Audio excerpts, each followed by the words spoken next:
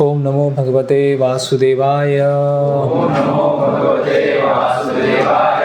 ओम नमो भगवते वासुदेवाय। ओम नमो भगवते वासुदेवाय। ओम नमो भगवते वासुदेवाय। ओम नमो भगवते वासुदेवाय। ओम अज्ञानतिमिरन्धस्य ज्ञानञ्जनं शलाकया चक्षुरुन्मिलितं येन तस्मै श्रीगुरुवे नमः। श्रीचैतन्यमनोभीष्टं स्थापितं येन भूतले स्वयं रूपकदा मह्यं ददाति स्वापदान्तिकं। वन्देऽहं श्रीगुरो श्रीयुतपदकमलं श्रीगुरून् वैष्णवांश्च श्रीरूपं साग्रजातं सहगण रघुनाथान्वितं सजीवं साद्वैतं सावधूतं परिजनसहितं कृष्णचैतन्यदेवं श्रीराधा कृष्णपादान् सहगण ललिता श्रीविशाखान्वितांश्च। नमः ओं विष्णुपादाय कृष्णपृष्ठाय भूतले श्रीमते भक्तिवेदांत स्वामिति नामिने। नमस्ते सारस्वते देवे गौरवाणी प्रचारणे निर्विशेष शून्यवादी पाश्चात्य देशे तारणे। जय श्री कृष्ण चैतन्य प्रभु नित्यानंद श्री अद्वैत गदाधर शिवासादि गौर भक्तवृंद। हरे कृष्णा कृष्णा कृष्णा हरे हरे, हरे राम राम राम हरे हरे। तो श्रीमद् भगवद गीता परिचय का दूसरा भाग है ये। तो कल हमने 10 जो मुख्य बिंदु हैं उसके ऊपर चर्चा किया, उसके आगे बढ़ेंगे हम। तो सबसे पहले भगवद गीता कैसे समझना चाहिए, है ना, ये हमारा कल रह गया था। भगवद गीता कैसे समझना चाहिए, तो इसके लिए जो ये हमने देखा था कि भगवद गीता सबके लिए है। सॉरी, भगवद गीता किन के लिए है? जिज्ञासु, आदर भावना, वर्णाश्रम, है ना, राजर्षि। तो कुछ पॉइंट इसमें भी रिपीट होंगे, बहुत सारे पॉइंट एक दूसरे से ओवरलैप होंगे। तो भगवद गीता कैसे समझना चाहिए उसके 6 पॉइंट हैं कि ये कम से कम मन में ये विचारधारा होना चाहिए, तब हम भगवद गीता को समझ सकते हैं। तो पहला है भगवद गीता कैसे समझना चाहिए, ये मानना चाहिए कि भगवद गीता कोई माइथोलॉजी नहीं है, भगवद गीता कोई दंत कथा नहीं है, एक ऐतिहासिक घटना है, हिस्टोरिकल इवेंट। सबसे पहले तो ये कहाँ पर बता रहे हैं प्रभुपाद जी? आमुख में बता रहे हैं इसकी चर्चा। इसमें जो भी पॉइंट्स हैं, ये 6 पॉइंट्स हैं, उन सब के बारे में प्रभुपाद भगवद गीता यथारूप में ही वर्णन कर रहे हैं, है ना। तो आमुख में प्रभुपाद जी यहाँ लिख रहे हैं कि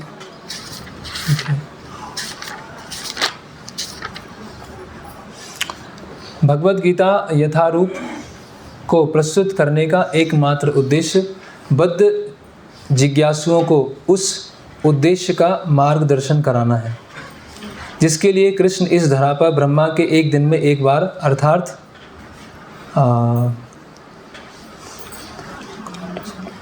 86 करोड़ वर्ष बाद अवतार लेते हैं।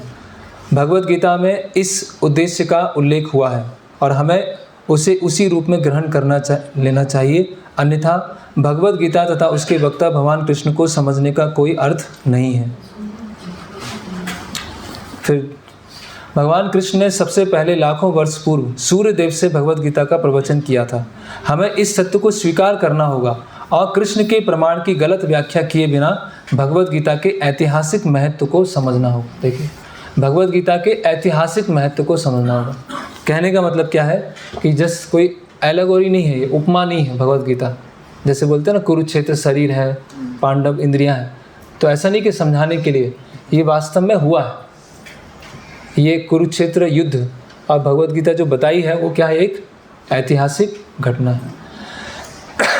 फिर दूसरा पॉइंट है कि सैद्धांतिक रूप से कम ये समझना है कि जो कृष्ण है वो भगवान है। कम से कम एक इनिशियल फेथ रखना है। ठीक है, जब भगवद गीता में अंदर जाएंगे हम तो हम देखेंगे श्री भगवान उवाचा, है ना, और हम देखेंगे मत्ता परतरम नान्यथ, ये सब श्लोक आने वाले हैं। लेकिन कम से कम भगवद गीता के जो स्पीकर हैं वो पूर्ण पुरुषोत्तम भगवान है, इसको सैद्धांतिक रूप से समझना, ये दूसरा है। फिर है अधिकृत परंपरा। अधिकृत परंपरा में ही हम भगवद गीता को समझ सकते हैं। तो अधिकृत परंपरा से क्या है कि एक होता है आरोह पंथ, एक होता है अवरोह पंथ, है ना। आरोह अवरोह क्या होता है? असेंडिंग और डिसेंडिंग। तो आरोह का मतलब क्या है? आरोह मतलब नीचे से ऊपर, सीढ़ी होती है ना, सीढ़ी पर नीचे से ऊपर चढ़ते हैं। और अवरोह मतलब कोई ऊपर है और ऊपर से नीचे आ रहा है। तो भगवत गीता आरोह में समझी जाती है, अवरोह में समझी जाती है। अवरोह, अवरोह का मतलब नहीं, ये तो परंपरा में जो ज्ञान मिला है, तत्वदर्शी है ना, एवं परंपरा प्राप्ति एवं राजर्षि विधि, राजर्षियों की परंपरा चली आ रही। तो ज्ञान कहाँ से जाता है? ऊपर से नीचे, अवरोह पंथ में। तो ये समझना बहुत ज़रूरी है। अगर हमने कोर्स के पहले भी डिस्कस किया था कि अपने इंटेलिजेंस से, अपने मन से हम कुछ हद तक समझ पाएंगे, लेकिन पूरी तरह से भगवत गीता को समझना हो तो वो तो गुरु की और भगवान की कृपा चाहिए। केवल इंटेलेक्चुअल एडजस्टमेंट से हम भगवत गीता को नहीं समझ सकते। ये अर्थ होता है अवरोह का। कभी कभी होता है कि परंपरा में आके भी हम आरोह पंथ में ही रहते हैं। हम अधिकृत परंपरा में हैं, जैसे हम चैतन्य महाप्रभु के आंदोलन में हैं, लेकिन उसके बावजूद भी हम आरोह पंथ में हैं। ये बहुत डेंजरस सिचुएशन होती है कि उस समय भी हम अपने अनुसार भगवत गीता को समझना चाह रहे हैं, है ना। तो ये अधिकृत परंपरा होना बहुत अति आवश्यक। फिर चौथा है प्रामाणिक भक्त और गुरु के द्वारा। प्रामाणिक भक्त और गुरु के मार्ग निर्देशन में। तो साधारणतः जो पॉलिटिशियन, फिलोसोफर्स, ये आइंस्टीन या अन्य लोगों ने भगवत गीता को कुछ समझा है, लेकिन उनका जो मार्ग निर्देशन था वो परफेक्ट नहीं था, जिसकी वजह से भगवत गीता का कुछ भाग वो समझ पाए। जैसे कि भगवत गीता पढ़ के हम स्वास्थ्य अच्छा रख सकते हैं। कैसे? युक्त आहार विहारस्य युक्त चेष्टस्य कर्मसु, है ना। युक्त स्वप्न बोधस्य योगो भवति दुःखः, है ना। कि आप योग करेंगे तो सभी दुख से मुक्त हो जाएंगे। तो भगवत गीता में यही लिखा है कि आप बढ़िया स्वस्थ रहो। तो भगवत गीता में लिखा है वो स्वस्थ रहो, लेकिन स्वस्थ किस लिए रहना है? योगो भवति दुःखः, योग करने के लिए। और सबसे सर्वोच्च योग क्या है? भक्ति योग। तो वो क्या करते हैं? आउट ऑफ कॉन्टेक्स्ट निकाल लेते हैं। इसीलिए प्रामाणिक भक्त और जो गुरु हैं उनके मार्ग निर्देशन में भगवत गीता समझना। और पांचवा है भगवत गीता क्या है? वैदिक ज्ञान का पूर्ण प्रस्तुतिकरण, परफेक्ट प्रेजेंटेशन ऑफ वैदिक नॉलेज। इस रूप में समझना। इसको प्रभुपाद जी कहाँ लिख रहे हैं? इंट्रोडक्शन में लिख रहे हैं, आप भूमिका में। आप लोग जब पढ़ेंगे तो ये शब्द आएगा, भगवत गीता को वैदिक ज्ञान के पूर्ण प्रस्तुतिकरण के रूप में स्वीकार करना चाहिए। मतलब कोई भगवत गीता के बाद आपको और कुछ जानने की आवश्यकता नहीं रह जाएगी। भगवान क्या बोलते हैं? ज्ञानम तेहम सविज्ञानम इदम वक्ष्यामि अशेषतः, कि अर्जुन मैं तुमको ज्ञान दे रहा हूँ, विज्ञान दे रहा हूँ, उसको जानने के बाद और कुछ शेष नहीं रह जाएगा। तो वैदिक ज्ञान का क्या है? पूर्ण प्रस्तुतिकरण। जो 700 श्लोक है उसमें सब कुछ दिया है ना। अभी कोई सोचेगा फिर भागवतम क्यों पढ़ना है, जब 700 इसी में दिया है, भगवत गीता में दिया है, तो भागवतम क्यों लेना है? चैतन्य चरितामृत क्यों पढ़ना है? तो आंसर कोई इसका क्या?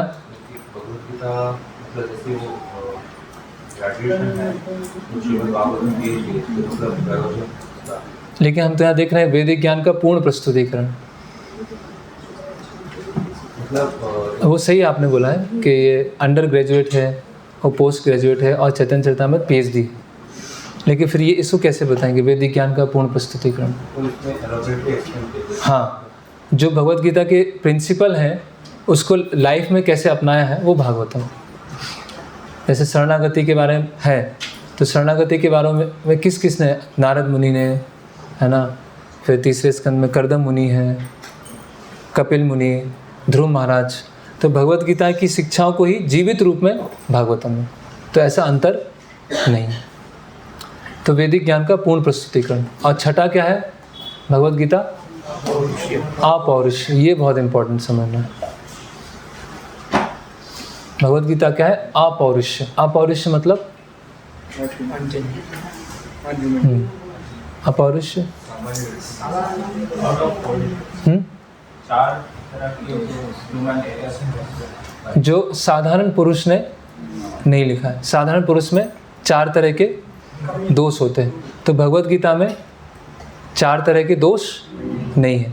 भगवत गीता में कोई कमी नहीं है। अगर हमको समझ में नहीं आ रहा है तो हम में त्रुटि हो सकती है, ये हमें समझना है। जब भी हम आध्यात्मिक ग्रंथ पढ़ें और कुछ हमको समझ में नहीं आए तो एक अप्रोच होती है कि गलत लिखा है।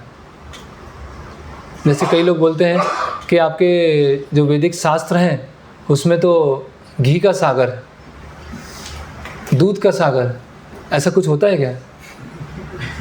ये तो दंत कथा है, माइथोलॉजी है। तो ये अप्रोच क्या है? आरोह पंथ। पढ़ा, समझ में नहीं आया, रिजेक्ट। मतलब ये क्या दिखा रहा है? हमारे अहंकार को दिखा रहा है। ये जो आर्य समाजी हैं वो यही करते हैं। वेदों का ऐसा भाग जहाँ पर अलग अलग वृत्तांत बताए गए, उनको पता नहीं चलता है देव असुर संग्राम हो रहा है, देवता हैं, असुर हैं, वासुकी है, तो ये कैसे हो सकता है? तो ये हुआ ही नहीं है। मतलब शास्त्रों को पढ़ा, समझ में नहीं आया, रिजेक्ट। तो मतलब वो क्या है? अपनी बुद्धि को अधिक समझ रहे हैं व्यास देव जी की बुद्धि से। ऐसे ही हुआ ना।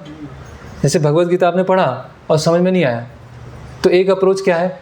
व्यास देव जी ने लिखा है, भगवान ने बोला है, सही लिखा है, मुझे समझ में नहीं आ रहा है, इसलिए मुझे पूछना पड़ेगा।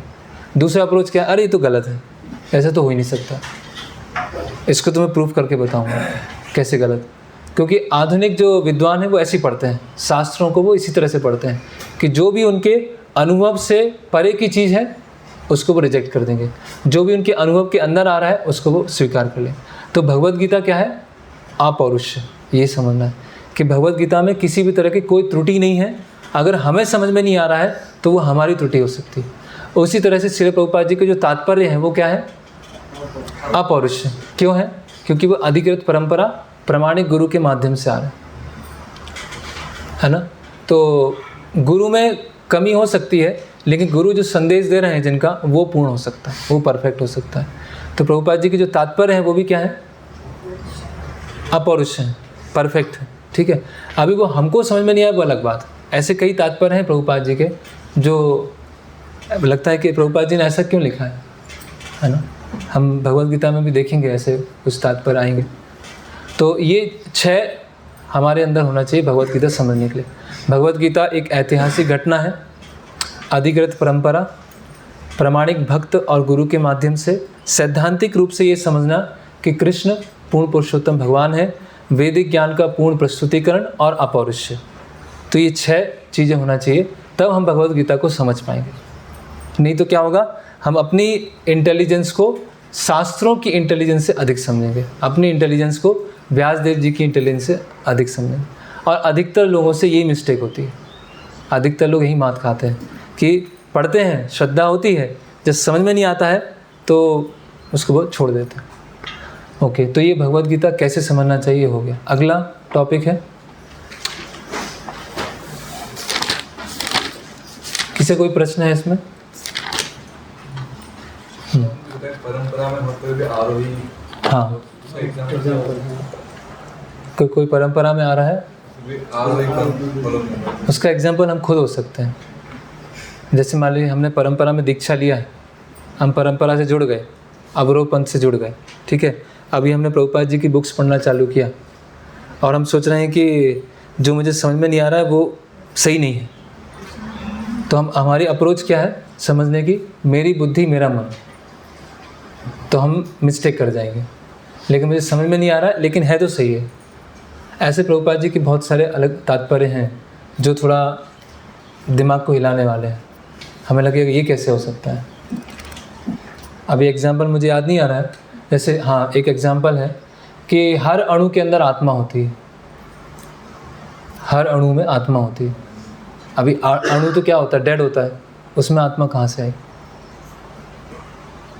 प्रभुपाद तो बोल रहे हैं हर अणु में आत्मा होती है, तो कैसे समझेंगे? तो वो आपके लिए क्वेश्चन, आप ढूंढ के लाइए। प्रभुपाद लिख रहे हैं इसमें कि हर अणु में आत्मा है। क्या?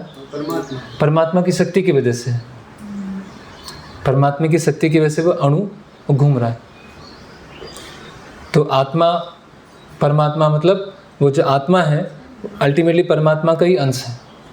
तो इस तरह से उस वाक्य को समझ सकते हैं। ऐसे बहुत सारे स्टेटमेंट।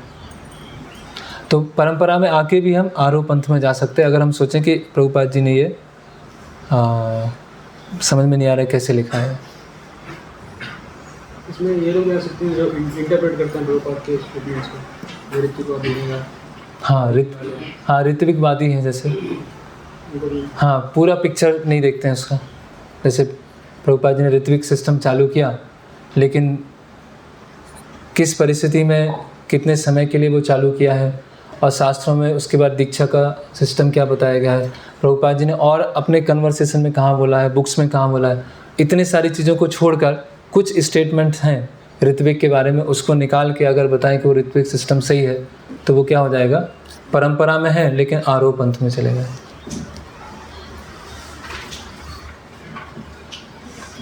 ओके, फिर भगवद गीता का सार, अगला टॉपिक है भगवद गीता का सार। तो वेदों का सार क्या है? वेदों का सार क्या है? हाँ अभिषेक। हाँ, वेदों के द्वारा मैं जानने योग्य हूँ, इसका सार क्या है? भगवान बता रहे हैं वेदस्य सर्वेर अहम एव वेद्यो, कि वेदों के द्वारा मैं जानने योग्य हूँ। उसका सार क्या है जी? हाँ, भगवद गीता तो है जी। जी जी हाँ, वो तो शरणागति है। वेदों का सार है संबंध, अभिधेय, प्रयोजन। ये वेदों में तीन प्रिंसिपल डिस्कस किए गए हैं, संबंध, अभिधेय और प्रयोजन। संबंध मतलब जीव का भगवान के साथ क्या संबंध है, एक जीव का दूसरे जीव के साथ क्या संबंध है, प्रकृति का भगवान के साथ क्या संबंध है, भगवान का काल के साथ क्या संबंध है, जीव का कर्म के साथ क्या संबंध है। तो ये क्या कहलाता है? संबंध ज्ञान, संबंध। फिर अभिधेय। अभिधेय मतलब जो संबंध समझा उसके आधार पर कार्य करना।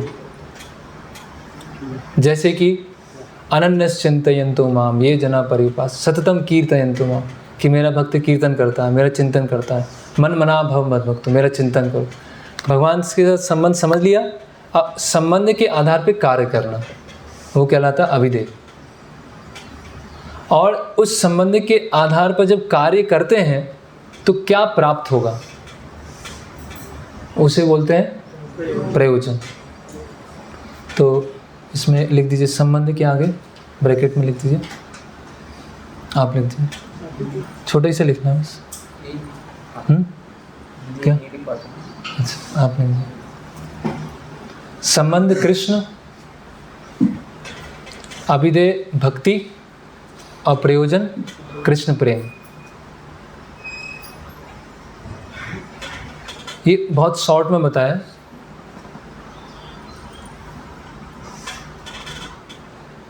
कृष्ण प्रेम।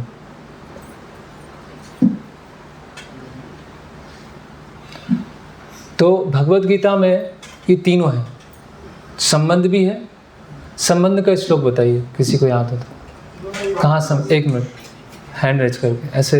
हाँ, ममई वांस जीव लोके जीवभूत सनातन, कि जीव मेरा क्या है, सनातन अंश है। तो ये कौन सा ज्ञान है? संबंध ज्ञान। अभिधेय का माता जी लोगों की तरफ से, अभिधेय का कोई श्लोक नहीं, माता जी लोगों की तरफ से, जहाँ भक्ति की प्रोसेस के बारे में बताया जा रहा है।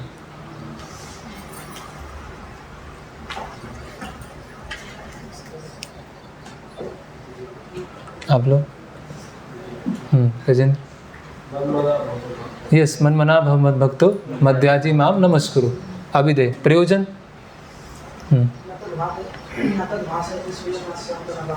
यद गत्वा न निवर्तन्ते तद धामम पराम।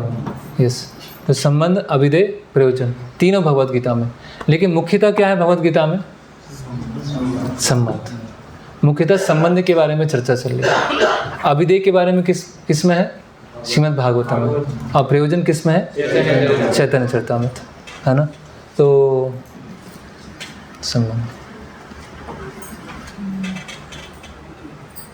इसके भी कई कोट्स हैं, समय के अभाव की वजह से इन तीनों के बारे में भी प्रभुपाद जी ने अपने अलग अलग तात्पर्यों में लिखा है। जैसे कि एक हम देख लेते हैं प्रयोजन के बारे में, 18वें अध्याय का 66वां श्लोक। फिर आप लोग बताइएगा ये क्या है? संबंध है, अभिधेय, प्रयोजन। 18वें अध्याय का 66वां श्लोक।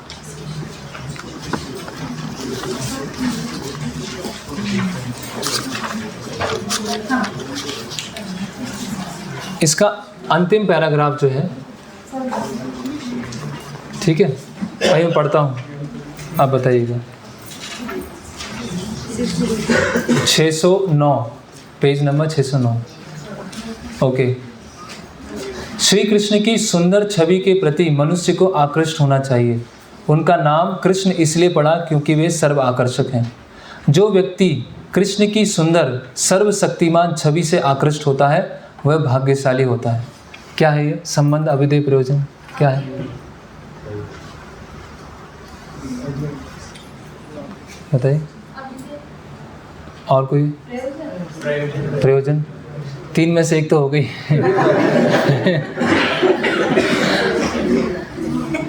तो ये क्या है?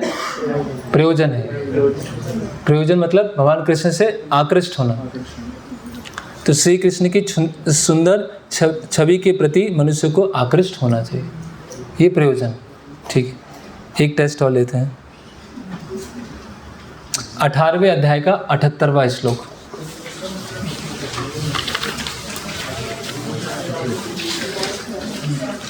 (618) पेज नंबर 618 हिंदी में। इसका तीसरा पैराग्राफ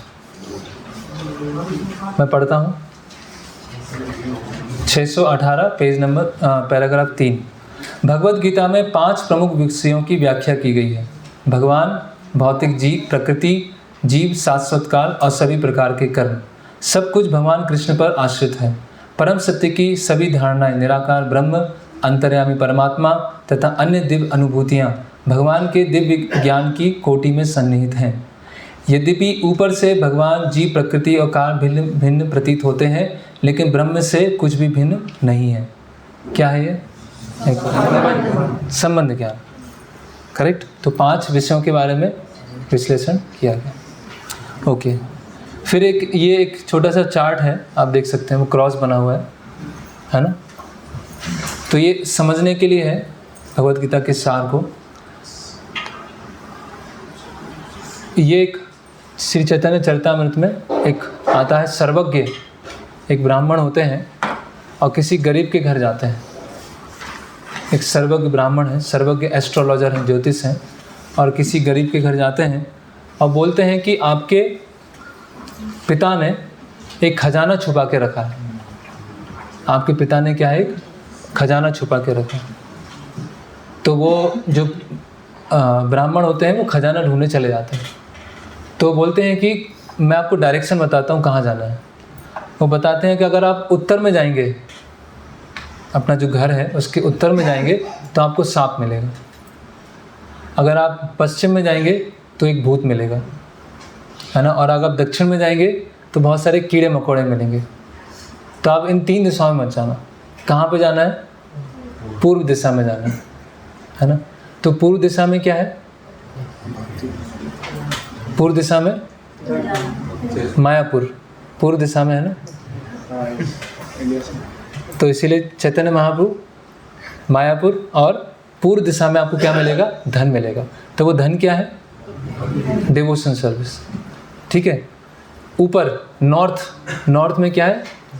सांप। सांप क्या कर लेगा? वो डस लेगा तो मृत्यु हो जाएगी, मतलब कैवल्य। वहाँ पर सांप बैठे हुए। और हम देखेंगे अगर भारतवर्ष के भी उत्तर में जाएंगे तो अधिकतर जो मायावादी और ऐसे इसका प्रचार करते हैं कैवल्य का, एकाकार होने का उत्तर में है। और दक्षिण में कौन है? कीड़े मकोड़े, टिड्डे जो काटते हैं, तो कर्म कांड। तो हम देखेंगे साउथ में कर्म कांड बहुत है, अलग अलग रिचुअल, अलग अलग अनुष्ठान इसका। तो ये कीड़े मकोड़े काटने जैसे हैं। और पश्चिम में क्या है? यक्ष, भूत, ये ज्ञान कांड, मतलब मेंटल स्पेकुलेटर्स, जो उनका मेंटल स्पेकुलेशन बहुत चलता रहता है। तो मेंटल स्पेकुलेशन को छोड़ना है, एकाकार होने को छोड़ना है और कर्म कांड को छोड़ना है, तब हमको भक्ति का जो धन मिलेगा। तो ये भगवत गीता में इन तीनों को समझाया है, कर्म कांड को भी समझाया है, ज्ञान कांड को भी समझाया है और एकाकार होने को समझाया है।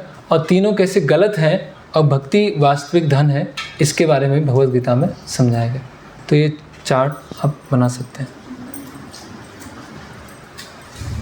ठीक है, अगला किसी का कोई प्रश्न है इसमें पूछ सकते हैं। इसको पलट दीजिए इसको। ये चैतन्य चरितामृत में है। चैतन्य चरितामृत मध्य लीला 20वां अध्याय 127वां श्लोक। तो एक प्रश्न है इसमें, जैसे कि हम देखते हैं कि जो नीचे साउथ इंडिया है वहाँ पे भी बहुत महान आचार्य आए हैं। नहीं, वो तो एक जनरल समझाने के लिए एनालॉजी थी। वो तो चारों दिशा में आचार्य हैं। वल्लभाचार्य गुजरात में है, ऊपर व्यासदेव जी हैं, इन जनरल समझाने के लिए। फिर है भगवत गीता अध्ययन के 9 स्तर। भगवत गीता 9 तरह से पढ़ी जाती है। हम एक तरह से नहीं पढ़ पा रहे हैं, 9 तरीके से कैसे पढ़ेंगे? तो भगवत गीता अध्ययन के 9 स्तर। यस। तो भक्ति के कोई भी अंग है, एक्चुअली केवल भगवत गीता नहीं, भक्ति का कोई भी अंग है, उसको पालन करने के 9 स्तर हैं। और जिस अनुसार उस अंग को फॉलो किया जाएगा, उस अनुसार उसका रिजल्ट आएगा। उदाहरण के लिए, कोई भगवान को प्रणाम कर रहा है, कोई जैसे कि एक बहुत ही नया कोई मंदिर में विजिटर है, वो आया, उसको पता नहीं है किस दिशा में प्रणाम करना है, कैसे करना है, और उसने प्रणाम किया। एक कोई दीक्षित भक्त हैं, वो प्रभुपाद जी को प्रणाम कर रहे हैं, भगवान को प्रणाम कर रहे हैं। एक सन्यासी हैं, वो प्रभुपाद जी को प्रणाम कर रहे हैं, है ना, और स्वयं प्रभुपाद जी भगवान को प्रणाम कर रहे हैं। अभी प्रणाम करना एक्टिविटी एक ही है, लेकिन जो नया व्यक्ति आया है और जो श्रील प्रभुपाद हैं, उनके प्रणाम करने में अंतर है कि नहीं? अंतर है ना। तो भक्ति का जो हर अंग है, जैसे जप करना है, तो हर भक्त जप कर रहा है, हर भक्त 16 माला करने का प्रयास कर रहा है, लेकिन हर किसी का फल क्या है? अलग अलग। ऐसा क्यों है? क्योंकि वे इस 9 में से अलग अलग स्तर पर है। तो जो जिस स्तर पर है उसको वैसा फल मिलेगा, है ना। जैसे कि श्रद्धा, साधु संग, भजन क्रिया, अनर्थ निवृत्ति, ये अलग अलग स्तर है ना। तो इससे हम ये भी समझेंगे, जैसे कि कोई आसक्ति, भाव या प्रेम अवस्था में, जब वो भगवान को प्रणाम करेगा तो उसका बिल्कुल ही अलग आनंद की अवस्था में होगा। कभी कभी होता है ना, हम धाम जाते हैं, जैसे हम धाम जाते हैं तो कई बार प्रणाम करते हैं वहाँ पर, तो कुछ समय बाद थक जाते हैं, कितने प्रणाम करेंगे और कितनी बार प्रणाम करेंगे, होता है कि नहीं? हाँ? लेकिन जो उच्च अवस्था में है, उसे प्रणाम करना तो क्या उसके लिए बहुत ही स्वाभाविक है, बहुत ही स्वतः है, उसके लिए स्पॉन्टेनियस है। तो उसी तरह से हम भगवत गीता किस स्तर पे पढ़ रहे हैं, उससे निश्चित होगा हमारा फल कैसे मिलने वाला है। तो अभी 8वें अध्याय का 28वां श्लोक का तात्पर्य आप खोल सकते हैं। 8वें अध्याय का 28वां श्लोक।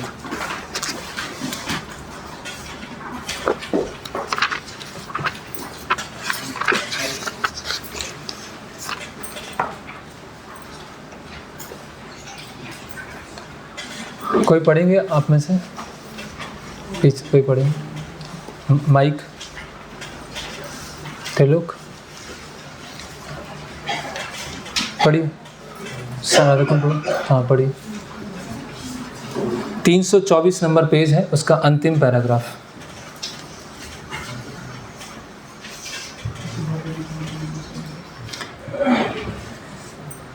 जिसे भक्त गीता में तनिक भी श्रद्धा नहीं है, उसे किसी भक्त से भगवत गीता समझनी चाहिए, क्योंकि चौथे अध्याय के प्रारंभ में ही कहा गया है केवल भक्तगण ही गीता को समझ सकते हैं, अन्य कोई भी भगवत गीता के अभिप्राय को नहीं समझ सकता। अतः मनुष्य को चाहिए कि वह किसी भक्त से भगवत गीता पढ़े, मनोधर्मियों से नहीं। यह श्रद्धा का सूचक है। हाँ, जब देखिए अभी क्या है, वो बहुत ही इनिशियल स्टेज है, उसे कुछ नहीं पता है, भगवत गीता नहीं पता है, तो भगवत भक्तों से उसने सुनना चालू किया। तो ये क्या है, श्रद्धा का सूचक है, वो श्रद्धा की स्टेज पे आ गया। फिर जब भक्त की खोज की जाती है और अंततः भक्त की संगति प्राप्त हो जाती है, उसी क्षण से भगवत गीता का वास्तविक अध्ययन तथा उसका ज्ञान प्रारंभ हो जाता है। हाँ, तो भक्ति की संगति प्राप्त हो गई। अब भक्ति की संगति मतलब साधु संग। साधु संग में क्या हुआ, अध्ययन चालू हो गया, भजन क्रिया। पढ़िए। भक्त की संगति से भक्ति आती है और भक्त के कारण कृष्ण या ईश्वर तथा कृष्ण के कार्यकलापों, उनके रूप, नाम, लीलाओं आदि से संबंधित सारे भ्रम दूर हो जाते हैं। एक मिनट, सारे भ्रम दूर हो जाते हैं। क्या है? अनर्थ निवृत्ति। फिर आगे बढ़िए। इस प्रकार भ्रमों के दूर हो जाने पर वह अध्ययन में स्थिर हो जाता है। एक मिनट, अध्ययन में स्थिर हो जाता है, ये क्या है? निष्ठा। तब उसे भगवत गीता के अध्ययन में रस आने लगता है। और ये क्या है? एक मिनट, भगवत गीता के अध्ययन में नींद नहीं आती है। और कृष्ण भावना भावित होने की अनुभूति होने लगती है। हाँ, आगे बढ़ने पर वह कृष्ण प्रेम में पूर्णतया अनुरक्त हो जाता है। अभी सोचिए, भगवत गीता पढ़ के कहाँ पहुँच गए? कृष्ण प्रेम में अनुरक्त हो जाता है। तो ये कोई ऐसा नहीं ABCD है। हम तो बहुत उच्च आचार्यों की किताब पढ़ेंगे, वृंदावन जाके बहुत ऐसी किताब लेके आएंगे। भगवत गीता पढ़ के कहाँ पहुँच गए? कृष्ण प्रेम में अनुरक्त हो जाता। और पढ़िए। यह जीवन की सर्वोच्च अवस्था है, जिसे भक्त कृष्ण के धाम गोलोक वृंदावन को प्राप्त होता है, जहाँ वह नित्य सुखी रहता है। देखिए, भगवत गीता पता नहीं था, वहाँ से पढ़ना चालू किया और कहाँ पहुँच गए? गोलोक वृंदावन, है ना। तो ये अलग अलग स्तर है। तो ये आपके लिए होमवर्क है कि जो इस तात्पर्य में जो 9 अंग बताए गए, जैसे मैंने तो इसमें लिखा है, जैसे कि अध्ययन और पालन करने की शुरुआती इच्छा। अध्ययन और पालन करने की शुरुआती इच्छा, ये क्या है? श्रद्धा। भक्तों के संग में अध्ययन, ये क्या है? फिर भगवान के नाम, रूप, गुण, लीला के भ्रम से मुक्ति, मतलब वो जो डाउट्स हैं वो मुक्त होने लगे। वो क्या है? अनर्थ निवृत्ति। श्रवण और पालन करने में स्थिरता, श्रवण और पालन करने में रुचि, भगवत गीता से आसक्ति, और भगवत गीता को देखते ही भाव जागृत हो गया। भगवत गीता देखी और आप भाव की अवस्था में आ गए। सोचिए किनको हुआ था ये? वो ब्राह्मण को। तो ब्राह्मण किस अवस्था में पढ़ रहे थे भगवत गीता? भाव की अवस्था में। सोचिए, और कैसे पहुँचे भाव की अवस्था में? गुरु की आज्ञा से। उनको अक्षर नहीं पता है, श्लोक नहीं पता है, लेकिन गुरु ने कहा है, अब भगवत गीता पढ़ना चालू किया और कहाँ पहुँच गए वो? भाव और प्रेम की अवस्था, है ना। और हम देखते हैं इसके प्रमाण। इसमें देखिए 18वें अध्याय का 74वां श्लोक। 18वें अध्याय का 74वां श्लोक।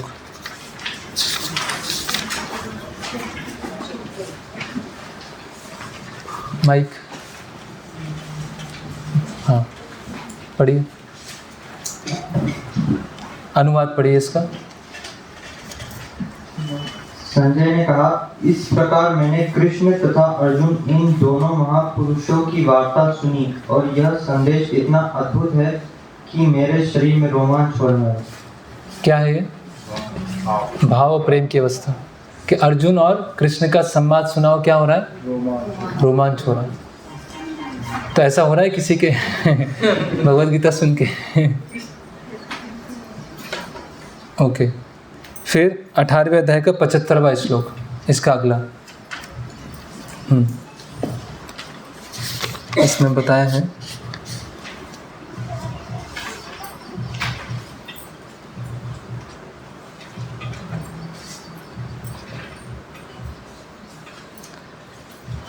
यही है, हश्यामी च मुहुर्मुह।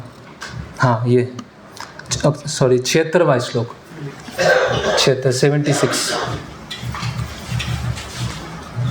पढ़िए, इसके अनुवाद को पढ़िए।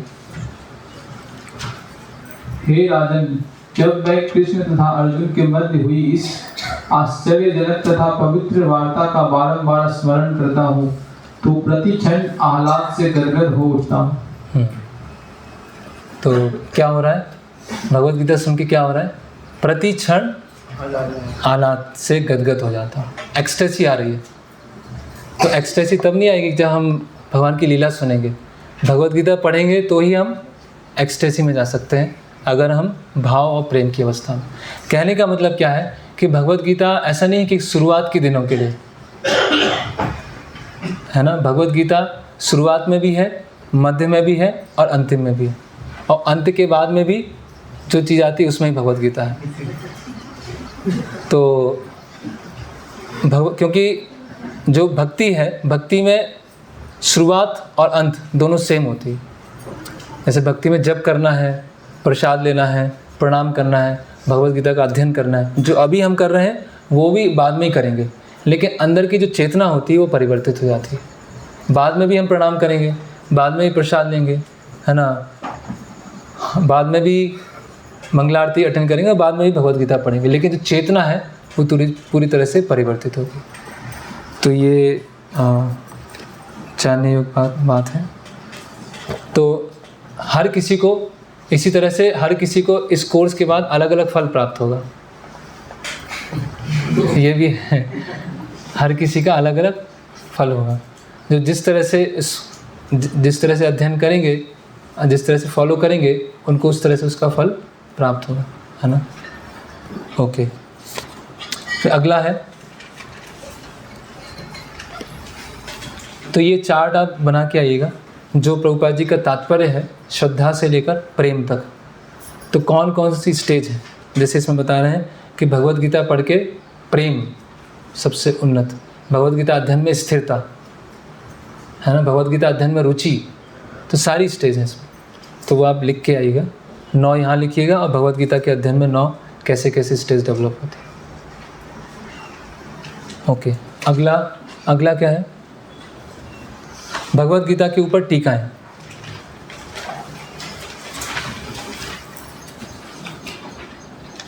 अगला विषय है भगवद गीता के ऊपर टीकाएं।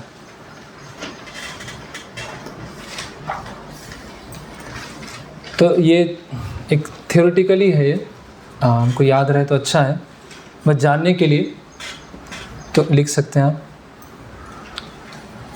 जो श्रील प्रभुपाद जी ने किनको समर्पित की है भगवद गीता? श्री बलदेव विद्या भूषण। उन्होंने जो भगवद गीता लिखी उसका नाम क्या है? गीता भूषण। लिख लीजिए, Gita Bhushan.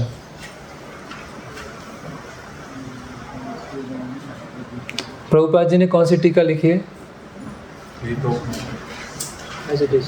Bhagavad Gita as it is.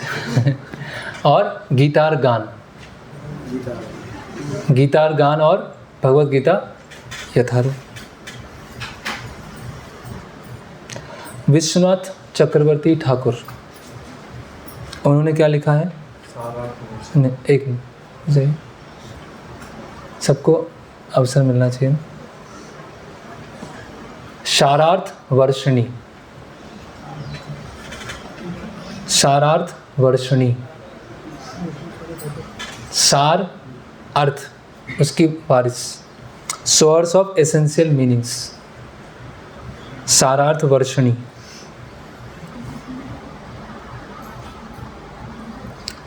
फिर देखिए, भक्ति विनोद ठाकुर ने रसिक रंजन, रसिक रंजन, विद्वत रंजन,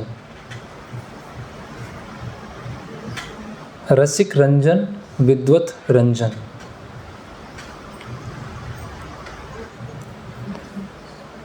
श्रीधर स्वामी,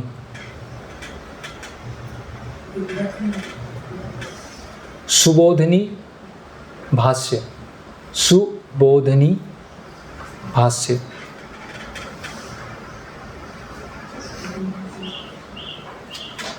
फिर मध्वाचार्य, गीता भाष्य,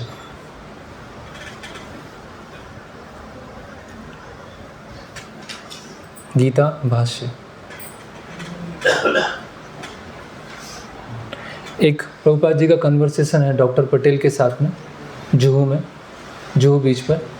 तो डॉक्टर पटेल कह रहे हैं कि प्रभुपाद आपने तो वही गीता लिखी है जो रामानुजाचार्य ने लिखी है। तो प्रभुपाद ने बोला हाँ वही तो है। तो डॉक्टर पटेल ने बोला कि मैं सोच रहा था कुछ आपने दूसरा लिखा है। बोले मैं दूसरा कैसे लिख सकता हूँ, जो पूर्ववर्ती आचार्यों ने लिखा है वही तो लिखूँगा। तो महाराज ने एक बार कोट भेजा था। तो कहने का मतलब क्या है कि ऐसा नहीं कि प्रभुपाद जी ने कुछ नया लिखा है, जो पूर्ववर्ती आचार्यों ने लिखा है उसी को ही आजकल के परिप्रेक्ष्य में हम कैसे पालन कर सकते हैं, उसमें कोई अंतर नहीं है। तो डॉक्टर पटेल को बहुत आश्चर्य लगा कि ऐसे कैसे, कुछ तो नया लिखते प्रभुपाद, और प्रभुपाद ने उसको पूरा वहीं ख़त्म कर दिया। तो वो लिखूँगा तो वही ना जो पूर्ववर्ती आचार्यों ने लिखा है। ओके, अभी लास्ट 16वां पॉइंट है।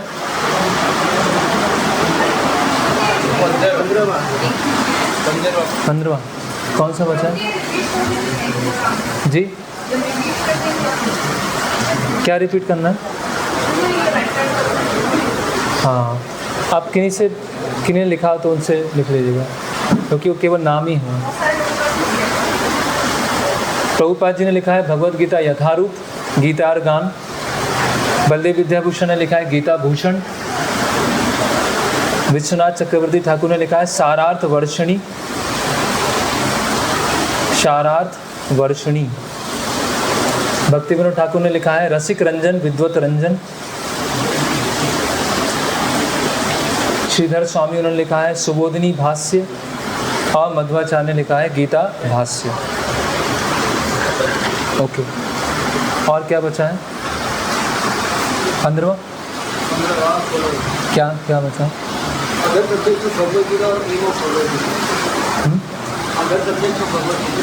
वो तो नहीं लिया था। भगवद गीता का महात्म्य। अभी अगला टॉपिक है भगवद गीता का महात्म्य, ग्लोरीज ऑफ भगवद गीता।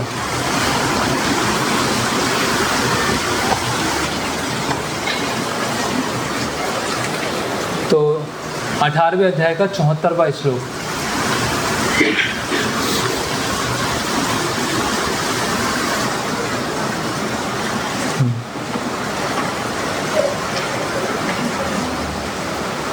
संजय ने कहा इस प्रकार मैंने कृष्ण तथा अर्जुन इन दोनों महापुरुषों की वार्ता सुनी। यह संदेश इतना अद्भुत है कि मेरे शरीर में रोमांच हो रहा है ना। प्रभुपाद लिख रहे हैं गुरु व्यास देव की कृपा से संजय के हृदय में सारी घटना स्फुरित हुई थी। इस प्रकार उसने युद्ध स्थल की विषय वस्तु कह सुनाई। यह वार्ता आश्चर्यप्रद थी, क्योंकि इसके पूर्व दो महापुरुषों के बीच ऐसी महत्वपूर्ण वार्ता कभी नहीं हुई थी और न भविष्य में होगी। यह वार्ता इसलिए आश्चर्यप्रद थी क्योंकि भगवान भी अपने तथा अपनी शक्तियों के विषय में जीवात्मा अर्जुन से वर्णन कर रहे हैं, जो परम भगवत भक्त था। तो भगवान स्वयं अपने बारे में बता रहे हैं। जैसे मैंने पहले ही बताया था कि ऐसा ही एक विशेष ग्रंथ है जिसमें भगवान स्वयं अपने बारे में बता रहे हैं। इसलिए ये भगवद गीता की अपने आप में क्या है, महानता। ठीक है, फिर 18वें अध्याय का 70वां श्लोक।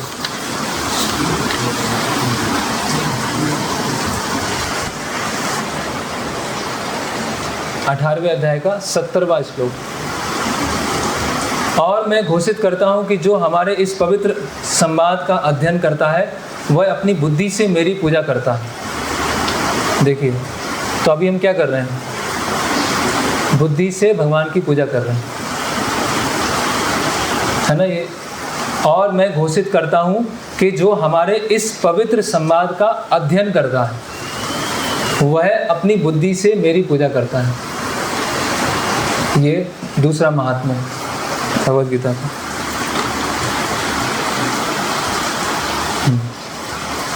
18वें अध्याय का 76वां श्लोक।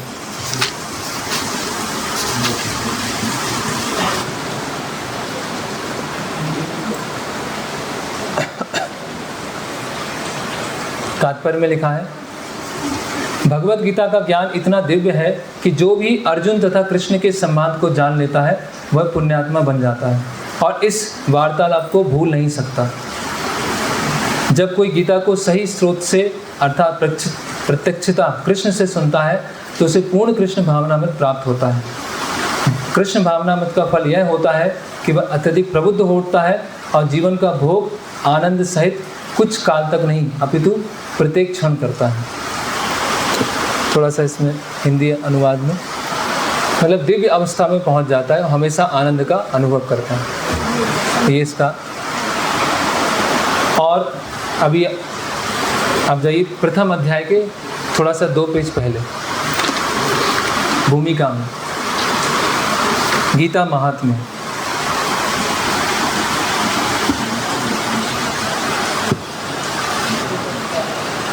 गीता महात्म्य, ये गीता महात्म्य के 7 श्लोक हैं। एक गीता महात्म्य आता है, आपने देखा होगा कभी वृंदावन जाएंगे तो वहाँ पे एक बुक मिलती है गीता महात्म्य। उसमें क्या लिखा हुआ है कि पहला अध्याय पढ़ेंगे तो आपको ये फल मिलेगा, दूसरा अध्याय पढ़ेंगे तो ये फल मिलेगा, तीसरा अध्याय पढ़ेंगे तो ये फल मिलेगा, ऐसा उसमें लिखा है। और वो सब फल कैसे हैं? वो भौतिक फल है। जैसे कि हम देखते हैं एकादशी आती है तो एकादशी में आप ये एकादशी फॉलो करो तो आपको ये प्राप्त होगा, पुत्रदा एकादशी, मोक्षदा एकादशी, ऐसे अलग अलग एकादशी। तो हर जो भक्ति का अंग है उसको कर्म कांड की तरह भी फॉलो हो जाता है और वो भक्ति के अंग की तरह भी फॉलो होता है। तो उसी तरह से भगवद गीता पढ़ के पुण्य भी प्राप्त हो सकता है और भगवद गीता पढ़ के हम भक्त भी बन सकते हैं। तो इसीलिए जो भगवद गीता के ऊपर जो गीता महात्म्य आता है, जो मिलता है, उसको मत खरीदिएगा, उसको मत लीजिएगा, है ना।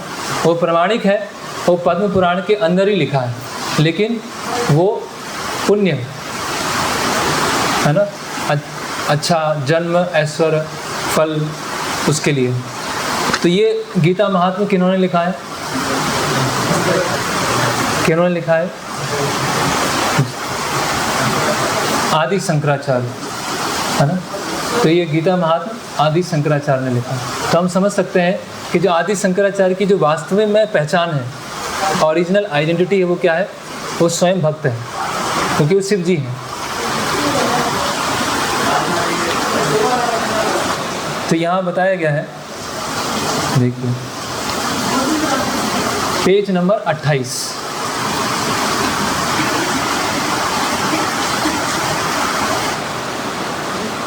गीता शास्त्रम इदम पुण्यम या पठेत प्रयता पुमान। गीता शास्त्रम इदम पुण्यम या पठेत प्रयता पुमान।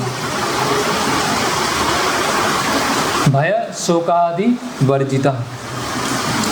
यदि कोई भगवद गीता के उपदेशों का पालन करे तो वह जीवन के दुखों तथा चिंताओं से मुक्त हो सकता है। वह इस जीवन में सारे भय से मुक्त हो जाएगा और उसका अगला जीवन आध्यात्मिक होगा। गीता अध्ययनशीलस्य प्राणायाम परस्य च नैव सन्ति ही पापानि पूर्व जन्म कृतानि च। यदि कोई भगवद गीता को निष्ठा और गंभीरता के साथ पढ़ता है तो भगवान की कृपा से उसके सारे पूर्व दुष्कर्मों के फलों का उस पर कोई प्रभाव नहीं पड़ता। मलिने मोचनम पुंसाम जलम स्नानम दिने दिने सकृत गीतामृतम स्नानम संसार मल नाशनम। तो जब हम स्नान करते हैं तो स्नान करने से क्या होता है? शरीर स्वच्छ होता है। लेकिन भगवद गीता के स्नान करने से क्या होगा? हमारी चेतना शुद्ध होगी। तो स्नान जैसे हम रोज करते हैं तो भगवद गीता भी रोज पढ़ना चाहिए। मनुष्य जल में स्नान करके नित्य अपने को स्वच्छ कर सकता है, लेकिन यदि कोई भगवद गीता रूपी पवित्र गंगा जल में एक बार भी स्नान कर ले तो वह भौतिक जीवन भव सागर की मलिनता से सदा सदा के लिए मुक्त हो जाता है। गीता सुगीता कर्तव्या किमन्ये शास्त्र विस्तरे या स्वयं पद्मनाभस्य मुख पद्मादुनिसृतः। अभी देखिए उपमा दी गई है कि गंगा नदी कहाँ से निकली है? भगवान के चरणों से। अब भगवद गीता कहाँ से? भगवान के मुख से। तो हालांकि भगवान के मुख में और चरण में कोई अंतर नहीं है, फिर भी कुछ अंतर तो है। तो भगवद गीता से भी गंगा जल से भी ज़्यादा पवित्र करने वाली कौन है? भगवद गीता। चूँकि भगवद गीता भगवान के मुख से निकली है, अतएव किसी अन्य वैदिक साहित्य को पढ़ने की आवश्यकता नहीं रहती। उसे केवल भगवद गीता का ही ध्यानपूर्वक तथा मनोयोग से श्रवण तथा पठन करना चाहिए। वर्तमान युग में लोग सांसारिक कार्यों में इतने व्यस्त हैं कि उनके लिए समस्त वैदिक साहित्य का अध्ययन कर पाना संभव नहीं है, परंतु इसकी आवश्यकता भी नहीं है। बहुत कुछ पढ़ने की जरूरत भी नहीं है। एक ही भगवद गीता को अच्छी तरह पढ़ लिया। केवल एक पुस्तक भगवद गीता ही पर्याप्त है, क्योंकि यह समस्त वैदिक ग्रंथों का सार है और इसका प्रवचन भगवान ने किया।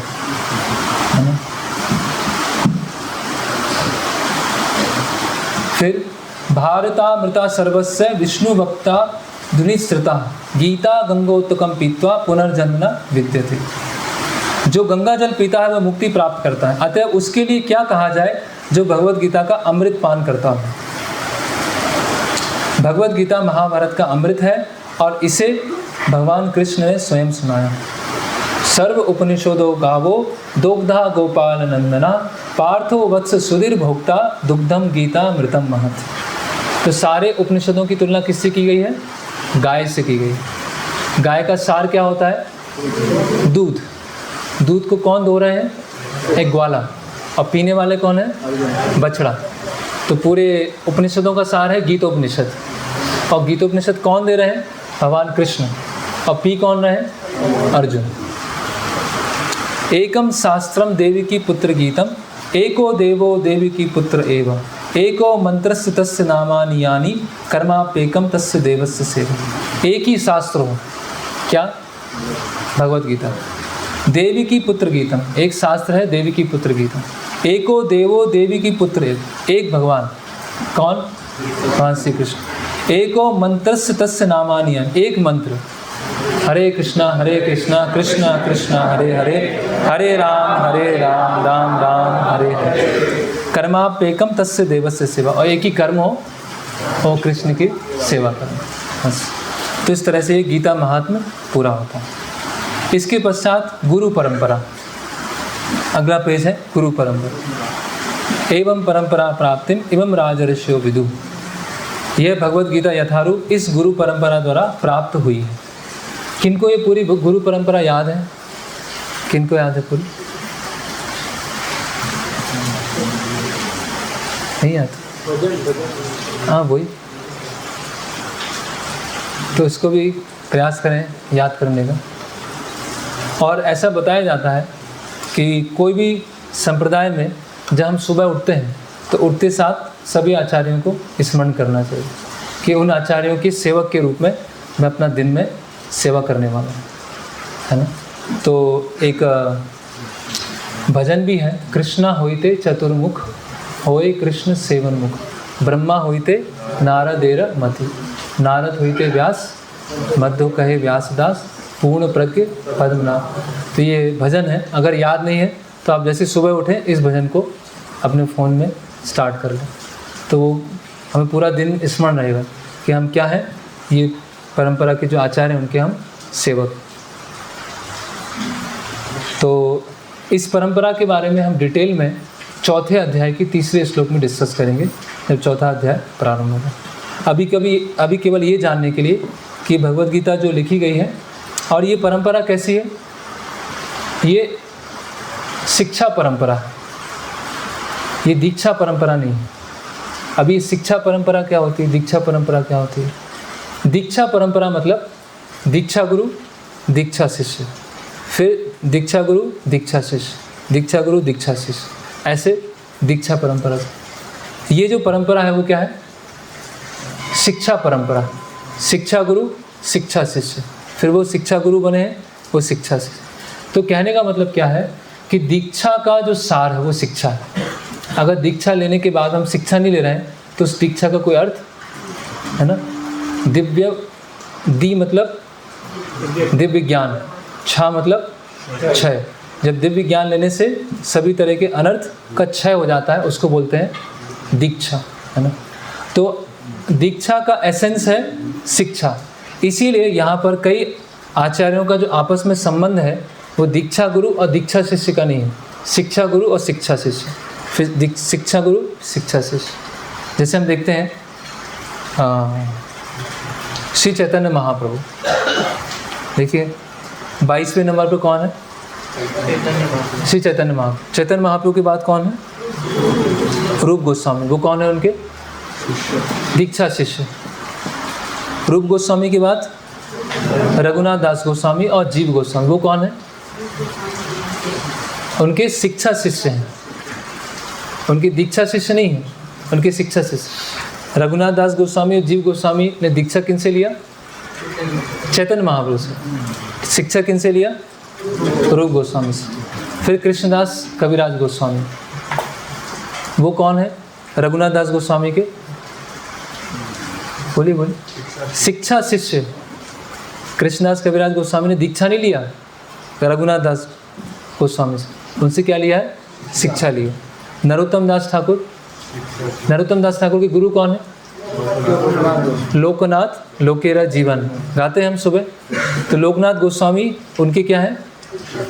दीक्षा गुरु, लेकिन उनका तो नाम है नहीं है परंपरा में, लेकिन नरोत्तम दास ठाकुर का है। तो उनके कौन है? नरोत्तम दास ठाकुर के शिक्षा गुरु कौन है? कृष्णदास कविराज गोस्वामी और जीव गोस्वामी।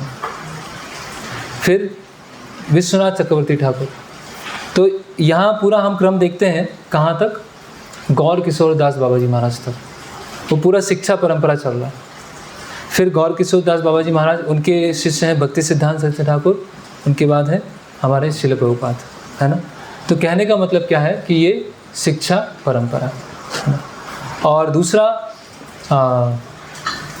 प्रभुपाद जी इंग्लिश में लिखते हैं, क्या है इंग्लिश में गुरु परंपरा को क्या लिखा है? डिसाइप्लिक सक्सेशन। डिसाइप्लिक सक्सेशन मतलब ये शिष्यों की परंपरा है। इसको अनुवाद किया है गुरु शिष्य परंपरा, लेकिन क्या है? डिसाइप्लिक सक्सेस। मतलब ये गुरु कौन है? जो सबसे अच्छा शिष्य है। जो अच्छा शिष्य नहीं बन सकता वो गुरु नहीं बन सकता। तो पहले गुरु भी क्या होता है? वो शिष्य होता है। गुरु तो अपने आप को शिष्य ही समझते हैं कि मैं अपने गुरु की सेवा कर रहा हूँ, है ना। तो इसीलिए ये शिष्यों की परंपरा। तो ये कुछ 2-3 महत्वपूर्ण पॉइंट हैं।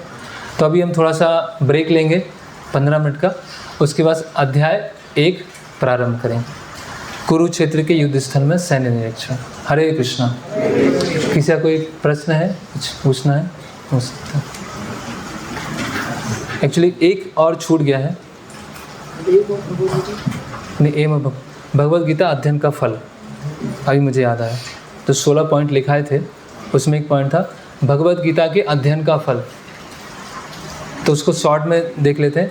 भगवद गीता के अध्ययन का फल क्या है? खोलिए 18वें अध्याय का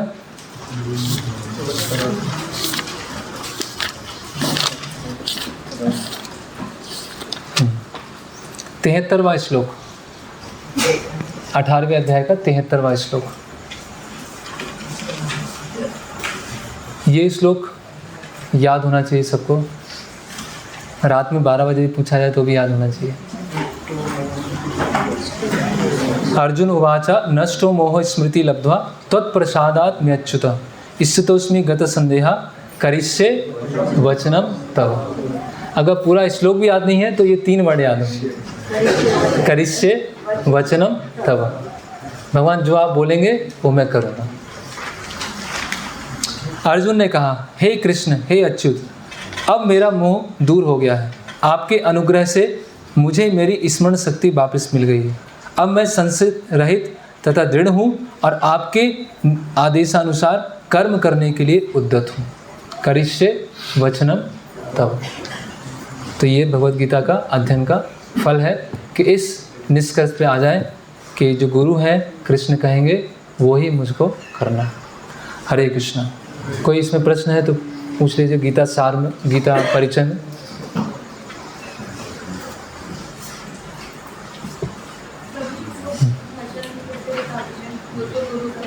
कृष्णा होइते चतुर्मुख, होए कृष्ण सेवनमुख।